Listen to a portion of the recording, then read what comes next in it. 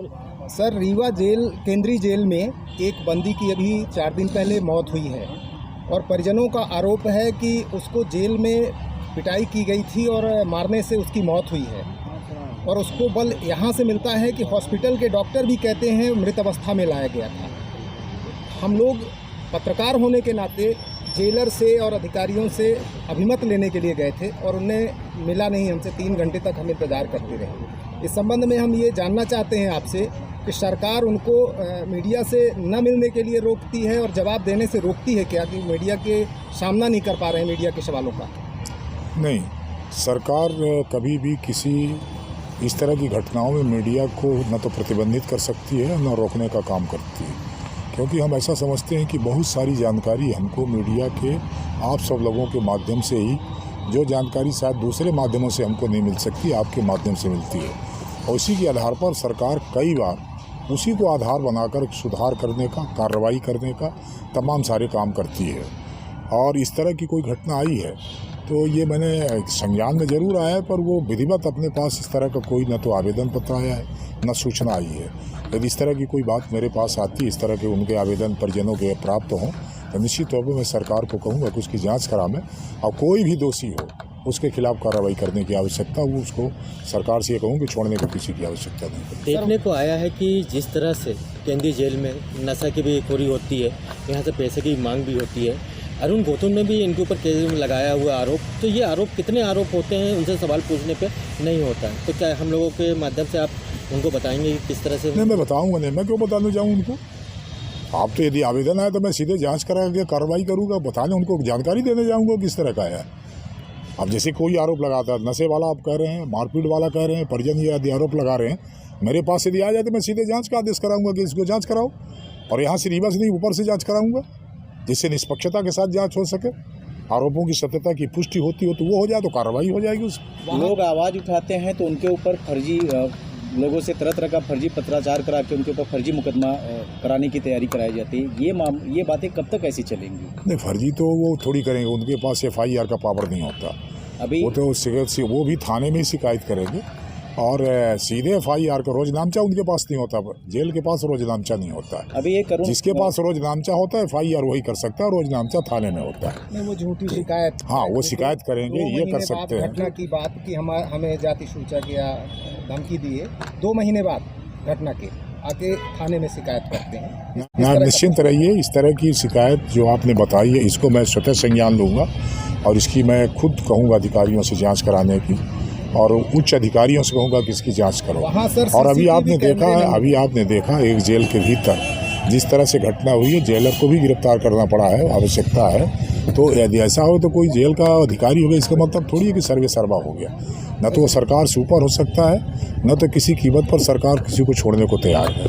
और उदाहरण जेल का ही अभी मैं आपको बता रहा हूँ, मुश्किल से 5-7 दिन का समय हुआ होगा। कोई महिला सुप्रिटेंडेंट थी जिसके खिलाफ कार्रवाई हुई, अटैच किया गया, उसके खिलाफ छापा भी पड़ा, तमाम सारी बातें हुई। तो सरकार को जीरो टॉलरेंस की व्यवस्था करती है सरकार, ये मैं आपको गारंटी दूँ। वहाँ सर कई वर्षों से कर्मचारी वहीं पर पदस्थ हैं, वहाँ स्थानांतरण भी नहीं हो रहे हैं, जबकि नहीं, अभी सुप्रिटेंडेंट शायद नया आया, साल भर हुआ, क्या कब आया कोई नहीं, बाकी के कर्मचारी उसके नीचे के जो है वो कर्मचारी जो मारपीट करते हैं, पर जेलर को सुप्रिटेंडेंट को तो अभी सुनते हैं कि 6-7 महीना पहले कोई। और वहाँ सर लगभग 3 डॉक्टर पदस्थ हैं, कभी ड्यूटी नहीं जाते हैं। वहाँ फार्मासिस्ट के द्वारा सारी मेडिकल रिपोर्ट बनाई जाती है, उपचार किया जाता है, जो भी गतिविधियाँ हैं। तो वहाँ डॉक्टरों की पदस्थापना क्यों है? निश्चित तौर पर जितनी आपने बताई शिकायतें, ये हमको प्राप्त हो जाए, आपने संज्ञान लिया, मैं खुद ले लूँगा।